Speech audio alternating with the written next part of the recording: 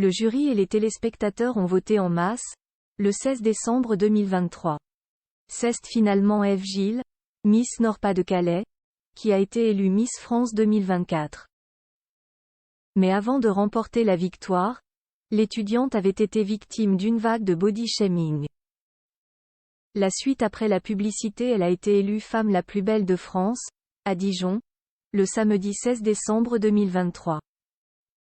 Ève Gilles a remporté la couronne de Miss France 2024 face à ses 29 concurrentes et elle découvre, déjà, les côtés positifs de sa notoriété.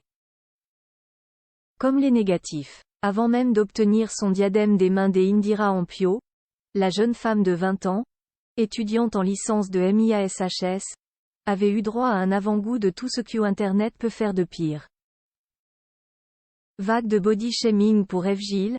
Miss France 2024 Ève Gilles avait été victime d'une vague de body shaming au moment de la diffusion des photos de toutes les candidates en maillot de bain, capturées en Guyane.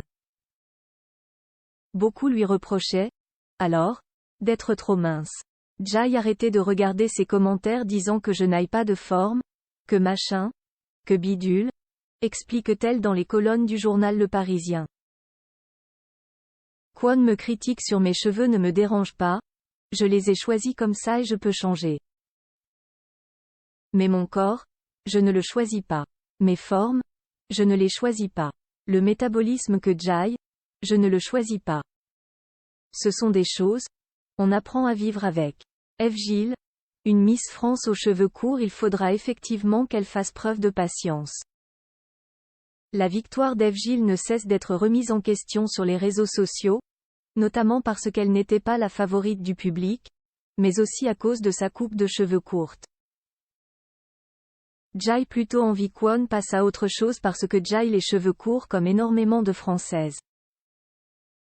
Ça fait partie de moi, mais je ne suis pas que la Miss aux cheveux courts, assure-t-elle. Quoi cela ne tienne. Certains doutent peut-être de son triomphe mais elle a toujours été très sûre d'elle. Je n'imaginais pas que ça puisse se dérouler autrement, souligne la grande gagnante. Vraiment, je ne vivais que pour la couronne.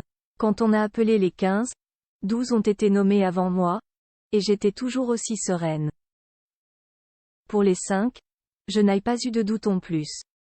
J'y croyais énormément. Retrouvez l'interview d'Ève Gilles dans le journal Le Parisien du 18 décembre 2023. La suite après la publicité.